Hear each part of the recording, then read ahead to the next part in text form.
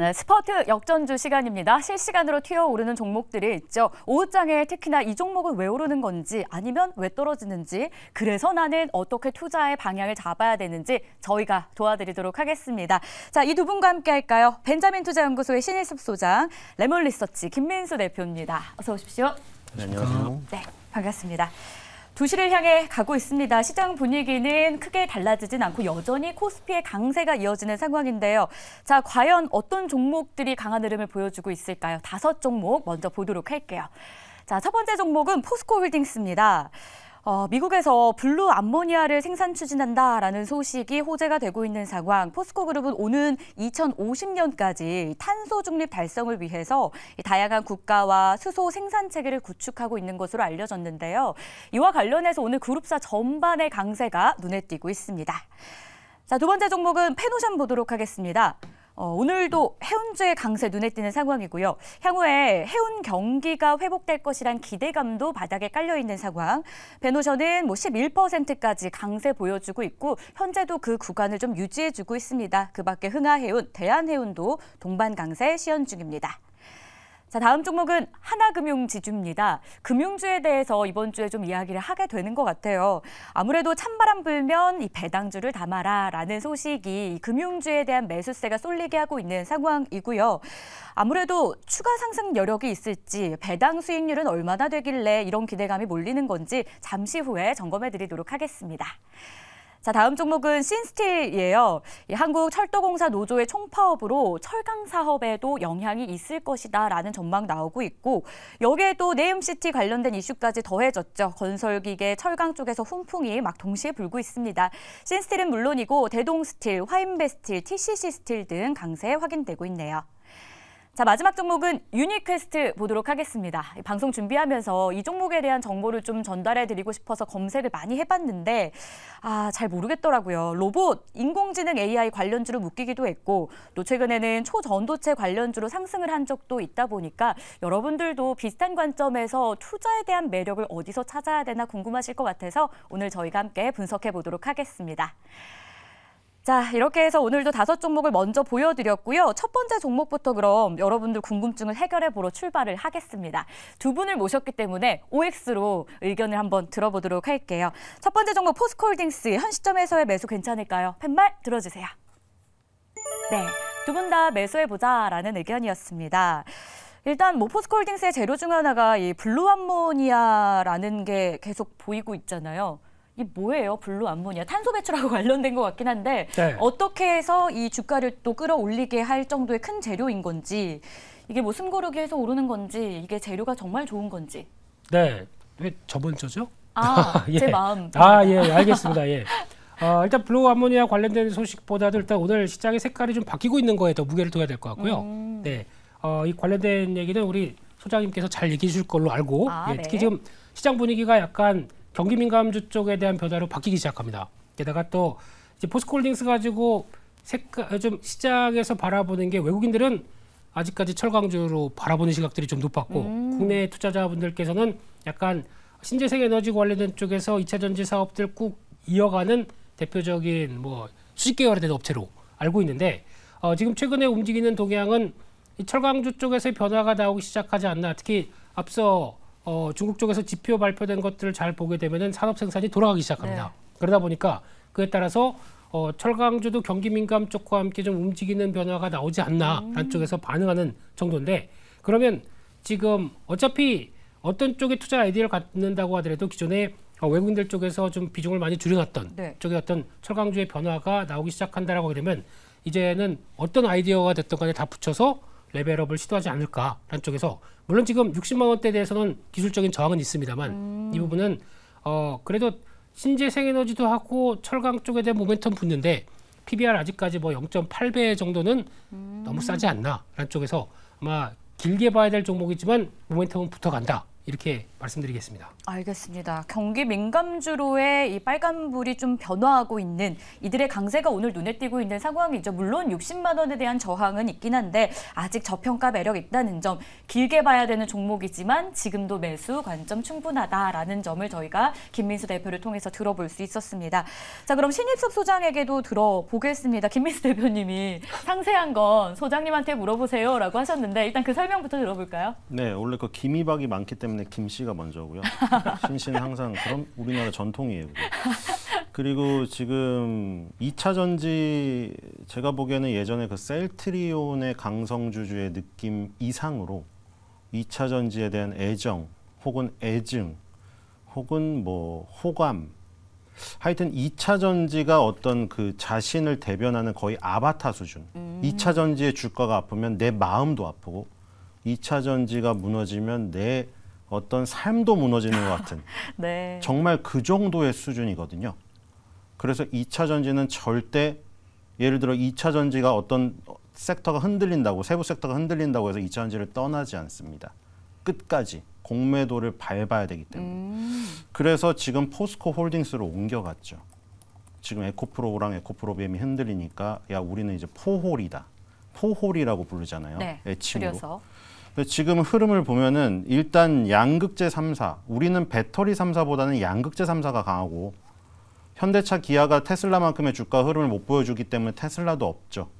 그러니까 맨 윗단으로 보면은 테슬라가 있고 거기에 CATL이라는 링더스타이라고 불리우는 중국 기업이 있고 우리나라는 배터리 3사가 있는데 LG에너지 솔루션의 주가도 아직도 상장할 당시의 주가를 넘기지 못했습니다. 근데 양극재 3사는 엄청나게 뜨거웠죠. 그리고 그 대장에 에코프로 BM이 있고 그 다음에 코스닥에 LNF가 있었고 유일하게 포스코 케미칼, 지금 포스코 퓨처엠으로 이름이 바뀐 그 양극재 회사가 코스피에 있는데 LNF가 코스피로 간다고 선언을 했으니 이제 양극재 2사는 코스피겠죠.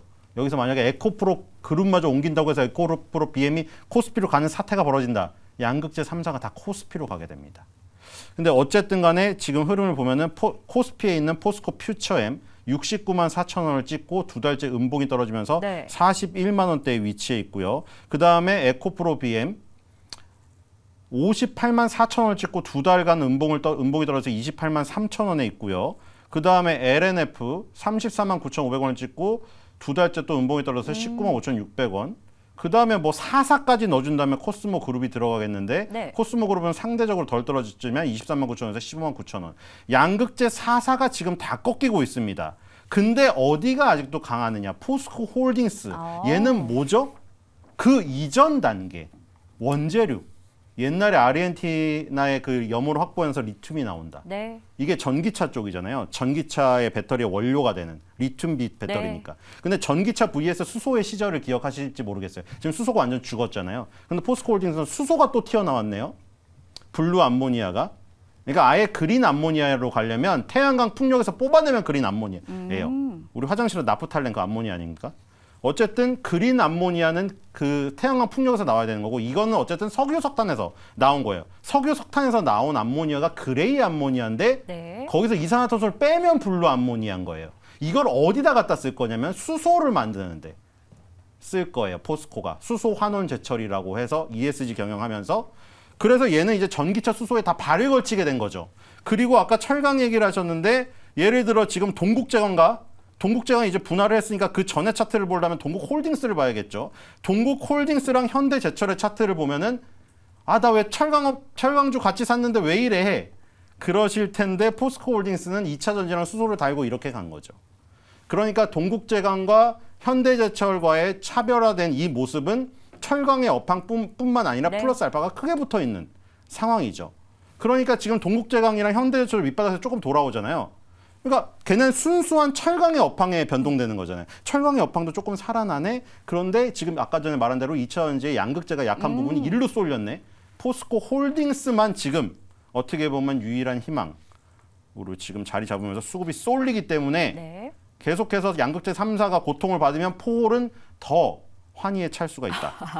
이런 알겠습니다. 알고리즘이 형성이 됐습니다, 지금. 네, 포스코홀딩스에 대해서는 두 분 다 매수의 의견을 주신 상황이었습니다. 여러 가지 이야기들이 나왔는데 함께 참고해 보시길 바라겠고요. 자, 그럼 두 번째 종목으로 넘어가 볼까요? 페노션 준비되어 있는데 과연 이 시점에서의 매력은 어떨까요? 두 분의 의견 팻말로 알아볼게요. 네, 두 분 다 매수의 의견을 주셨습니다. 자, 먼저 기미박이 많기 때문에 가나다 순으로 김민수 대표 의견부터 챙겨보도록 하겠습니다. 해운 경기 회복 기대감도 있지만 중국에서 지준율 인하하면서 그에 따른 수혜 기대감도 좀 있더라고요. 최민수 하고 싶습니다. 네, 죄송합니다. 예, 일단 페노션을 볼 때 지금 느껴야 될 가장 시장의 색깔은 앞서 말씀드린 것처럼 경기 민감주에 대해 변화가 나오기 시작한다는 부분들이고, 또 하나 이제 벌크선 쪽에서 또 이제 BDI 지수가 움직일 수 있을 만한 네. 요인들의 하나가 이 파나마 운하 관련된 쪽에서 선박 운행에 대해서 좀 제한을 둔다라는 얘기가 나오기 시작합니다. 유럽 쪽에 가뭄이 심해서 수량이 낮아졌다고 하더라고요. 그렇게 되면은 이게 운항이 좀 줄어들면서 또 이제 12월부터 내년 4월까지 건기가 찾아옵니다. 그렇게 되면은 원래 전통적으로 좀 운항 대수를 줄일 텐데 이게 좀 영향을 끼치다 보니까, 그러면 파나마 운임 지수가 같이 영향을 끼치는 BDI 쪽은 약간 영향을 받겠죠. 그러다 보니까 운임 지수가 올라갈 가능성에 대해서 참 기후가 별걸 다 영향을 끼쳐요. 네. 그러다 보니까 거기서 변화가 나오는데, 또 한번 전통적인 또 저희가 얘기하는 상하이 운임 지수 같은 경우도 그렇게 많이 하락하다 보니까 이제 반등할 때가 되지 않았나라는 여러 가지 시각들이, 해상 운임에 대한 변화 요인들이 나올 가능성들이 조금 더 제기되다 보니까 그에 따라서 변화가 되는 것들도 있는 것 같고, 게다가 또 시장에서는 하림그룹이 HMM을 인수하기 위해서 또 배를 또 여러 가지 또 매각하고 자금을 마련한다. 그러면 그와 함께 또 페노션과의 여러 가지 변화들이 또 나오지 않겠느냐. 네. 이런 것도 나오고 있는데, 여러 가지 해석들이 주가가 많이 하락하다 보니까 저점에서 나오는 모멘텀의 변화 생각하게 되면 아마 어떤 시장 색깔과 함께는 조금 더 움직일 여력들이 있지 않느냐, 이런 쪽에서 좀 더 지켜봐야 될 것 같습니다. 저점에서 나오는 모멘텀의 변화. 김민수 대표님은 거의 매 방송마다 어록을 좀 쓰셔도 될 정도로 네? 주옥 같은 멘트들을 쓰고 계신데, 네. 페노션에 대한 의견 한번 참고해 보시면 좋을 것 같고요. 신일섭 소장의 의견으로 넘어가 보겠습니다. 연초에 7,000원까지 올랐던 주가가 현재 구간 저점이라도 봐도 될까요? 4,800원 선 거래되거든요. 일단 공부만 잘한다고, 이게 모멘텀을 좋아하잖아요. 사람들은, 대부분의 개인 투자자들은 모멘텀을 좋아해요. 근데 모멘텀 이꼬르 실적은 아니에요. 그러니까 실적이 모멘텀이 될 수도 있는데, 사람들이 원하는 모멘텀은 실적 플러스 알파가 있어야 돼요. 그러니까 학교에서 공부만 하면 인기가 없죠. 봉석이처럼 날던가 희수처럼 몸이 다 찢어져도 재생 회복이 되던가, 그래야 관심을 끌어요. 네. 지금 이것도 마찬가지거든요. HMM, STX, 페노션, 분야는 다 다른데 어쨌든 해운 쪽에 관련된 건데, 코로나19 때는 모멘텀이 있었죠. 실적도 좋아졌지만 제가 말한 모멘텀이란 게 코로나19 때문에 해운길이 막혀가지고 해운 운임이 치솟았잖아요. 물론 페노션 같은 경우에는 벌크선사 위주고, 지금 이 HMM 같은 경우는 컨테이너사 위주라서 그 배 분야가 틀리긴 하지만 어쨌든 간에 운임이 오르는 그런 코로나19라는 변수가 있었단 말이에요. 지금은 STX가 인적 분할을 해서 옛날에 그 과거의 영광, 그 다음에 엄청난 침체, 그리고 다시 이런 인적 분할과 사업에 대한 사업을 이제 전문화된 대한 기대감, 그리고 아까 말한 대로 페노션은 지금 하림의 회사예요. 근데 하림이 닭을 팔아서 병아리 사료를 판 다음에 HMM으로 가서 페노션으로 간 다음에 또 HMM까지, 아까 말한 대로 페노션은 벌크선사인데 벌크선 뚜껑 없는 배죠. 광물을 실어 나르는. 컨테이너선까지 합쳤을 때 그러면 종합선사의 위험을 갖게 된다. 지금 같은 경우에는 지금 부정적인 얘기가 더 많이 나오고 있죠. 돈이 없거든요. 그 양재동에 쓰레기 없는 저기까지 물류센터까지 세우고 있잖아요, 지금. 근데 돈이 없는데 그게 문제가 아니라 아까 말한 대로 그거예요. 봉석이 희수가 공부를 잘해서 인기가 있는 게 아니라니까요. 그러니까 지금 이것도 마찬가지죠. 실적이 좋아서 하림지주가 돈이 많아서, 그게 아니고 그냥 이 이슈가 떨어지면 그거 자체가 모멘텀이에요. 그러니까 지금 다 같이 움직이고 있는 거죠. 해운 운임은 코로나19 때로 못 가요. 코로나19 같은 특수한 상황이 매년 일어나면 우리 인류는 멸망합니다. 확률적으로 그건 블랙스완이기 때문에 일어날 수가 없어요. 그 시점까지 가려면 그 당시의 운임과 실적이 바탕이 돼야겠죠. 하지만 지금 바닥권 탈출하는데 이슈는 요런 걸로만도 충분하다는 거죠. 그럼 추가적으로 더 오른다 보시는 거세요? 그렇죠. 페노션이나 지금 운임 회복에 기대를 할 수는 없고요. 경기 침체가 경기 회복으로 가더라도 코로나19만큼 올라가는 가능성이 없어요. 그런 블랙스완만큼. 하지만 이런 어떤 인수합병에 관련된 이슈가 불거진 것만으로도 바닥권에서 들어 올릴 만한 충분한 모멘텀은 된다는 거죠. 네. 그러니까 추가 상승, 트레이딩, 수익률 게임에는 충분한 공간이 열린다. 이렇게 판단이 됩니다. 좋습니다. 페노션 역시 두 분 다 지금 구간에서 어쨌든 현재의 모멘텀을 안고 오를 가능성이 있다라고 이야기해 주셨으니까 참고해 보시고요. 다음 종목은 하나금융지주예요. 배당 매력이 솔솔 불고 있는 상황인데 두 분의 의견 한번 들어볼까요? 현 시점에서의 매력 있을까요? 팻말 들어주세요. 가운데로 좀 들어주실까요, 소장님? 그렇죠. 두 분 다 역시나 매수의 의견, 동그라미 의견을 주셨는데 일단 지금 시점을 배당주 매수의 최적의 타이밍이다라고 보는 증권가의 시선이 많더라고요. 동일하십니까, 김민수 대표님?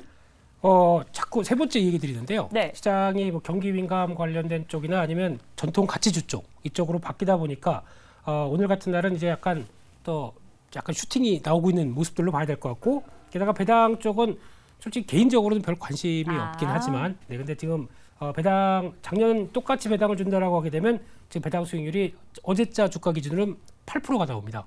그만큼 올해도 어떤 은행들 그렇게 뭐 장사 못하는 편 아니고 더 네. 살짝 더 좋아질 텐데, 거기다가 실적 나오는 것 대비해서 배당을 주게 되면 이 정도까지 나오지 않겠느냐. 게다가 또 최근에는 금융주들이 조금 더 소외됐던 측면들이 높기 때문에, 그리고 또 요즘 올해 성장주에서 도움 보신 분들이 네. 좀 안정적으로 가기 위해서 이쪽으로 좀 집어넣고 나머지 가지고 또 성장주를 플레이하겠다. 네. 이런 쪽들이 또 전략으로 나오다 보니까 시장에서 금융주에 대한 시각들이 또 빠르게 또 자리 잡는 것 같은데, 근데 이렇게 되면은 또 만약에 배당 수익률이 이만큼 준다, 또 금융사들이 배당 잔치한다, 정부가 가만히 있지 않겠죠. 또 여러 가지 또 입김이 나올 수도 있기 때문에 그런 정책적인 부담감들도 있는 쪽도 한계가 있지만, 그래도 지금은 뭐 장사 잘한다라고 하는 쪽들이 나오다 보니까 그에 따라서 주가가 움직이는 측면들이 높다고 봐야 될 것 같고, 게다가 또 혹시나 뭐 금리가 한 단계 더 올라가게 되면 그에 따른 예대 마진에 대한 여러 가지 분위기 또 이게 나올 텐데, 결론은 그럼에도 불구하고 자체적인 매력들은 높다 보니까 시장에서 반응하는 정도, 이렇게 바라보면서 추가적인 흐름은 좀 더 이어지지 않을까, 그쪽에 무게를 두고 봐야 될 것 같습니다. 알겠습니다. 만약에 배당 잔치다, 실제로 그런 일이 벌어진다면 정부가 가만히 있지 않을 것이다라는 이야기는 뭐 오늘 어제 이야기가 아니라 과거에 우리가 사례를 통해서 좀 학습이 되어 있는 상황인데, 그럼에도 불구하고 지금 매수 의견 괜찮다 보시는 거세요? 매수 의견인데 내용 자체가 배당주에 근거한 내용은 아니기 때문에 네. 세부적으로 얘기를 드려야겠죠. 배당주의 함정이죠. 이 계절마다 혹은 뭐 약간 뭐 메모리 뭐 저기식으로 매뉴얼식으로 항상 뭐 이때 되면 배당주를 해야 돼 해서 뭐 보고서 나오고 이런 게 많은 것 같은데, 배당에 대해서 크게 관심을 갖는 사람이 있을까요? 배당에 대해서 관심을 가지려면 일단 주가가 올라야 됩니다. 예를 들어서 뭐 분배금이라고 하는데 우리가 생각하기엔 배당금이랑 똑같죠. 맥쿼리 인프라처럼 2,400원에서 08년도에 지금 14,000원까지 7배로 올랐다. 그럼 시세 차익을 이만큼 주면서 분배금도 8%를 주니 플러스 알파까지 주니까 이게 정말 배당주라고 여기죠. 근데 뭐 예를 들어 금융주를 한다? 이게 금융주의 차트인데 2008년 세계 금융위기 이후부터 계속 줄줄이 고점이 내려오고 있는 이 형국에서 누가 기분을 좋아하겠어요? 8% 4월 달에 잠깐 그거 돈 나오는 거요? 내가 시세 차손을 50%를 받는데 개평처럼 던져주는 배당금을 보고 기분 좋아할 주주는 한 명도 없습니다. 그렇기 때문에 의미가 없는 거예요. 배당주로 의미가 있으려면은 일단 장기적으로 올라야 돼요. 그래서 장기 성장 배당주. 미국의 금융주에는 해당되겠죠. 근데 아까 말한 대로 우리나라는 배당을 주기가 힘듭니다. 네. 왜냐면 맨날 대손 충당금을 쌓으라고 배당 주지 말고 그걸 쌓으라고 합니다. 너네 그 50년 주택망 주담대 다 해놓고 너 뻥나면 어떡할래? 그거에 대비해서 쌓아. 계속 그런 요구 때문에 배당을 제대로 할 수 있는 형국 자체가 아니에요. 그거 대신에 하나금융지주 매수를 준 이유는 요즘에 엔화에 대한 투자에 대한 얘기도 많이 나오고 있죠. 네. 달러와도 변동성이 크죠. 그 파월의 입방안에 따라서. 하나금융지주가 예전에 외환은행을 인수하면서 4대 금융에 들었거든요. 지금 하나금융지주도 어플을 깔아보세요. 특화된 게 무엇인가 딱 보이거든요. 어플 많이 안 쓰신 분들도. 외화 거래에 대해서 엄청나게 많이 깔아놨거든요. 그래서 그런 부분에 강점이 있는 것이고 그다음에 지금 보험사 매물이 하나 나왔잖아요. 하나금융지주의 약점이 제대로 된 보험사가 없는데 물론 지금 그 보험사를 인수한다고 해서 별 효과는 없겠으나 포트폴리오를 다변화한다는 데는 의미가 있어요. 그렇기 때문에 이 하나금융지주의 이 다양한 변화를 앞둔 이 부분 환율의 어떤 네. 메리트가 있는 부분에다가 보험사 인수로 비금융사를 인수하는 이런 부분들 이런 거를 보고 투자하는 거는 좋은데 아까 말한 대로 이거를 하나금융지주를 배당주라고 해가지고 지금 뭐 준다고 해서 들어가는 거는 사실 의미가 없다. 네. 8%를 받았는데 내 주식 손실률이 50%면 아무 의미가 없는 거예요. 그게 배당주의 함정이거든요. 알겠습니다. 하나금융지주에 대해서 두 분의 의견을 저희가 한번 체크를 해봤습니다. 매수의 의견이긴 했지만 배당의 매력보다는 그 이외에 갖고 있는 재능들을 좀 볼 필요가 있겠다라는 것들 한번 살펴봤고요. 다음 종목은 신스틸 확인해 보도록 할까요? 현 구간에서 두 분의 이 종목에 대한 의견 무엇일지 팻말로 들어주세요.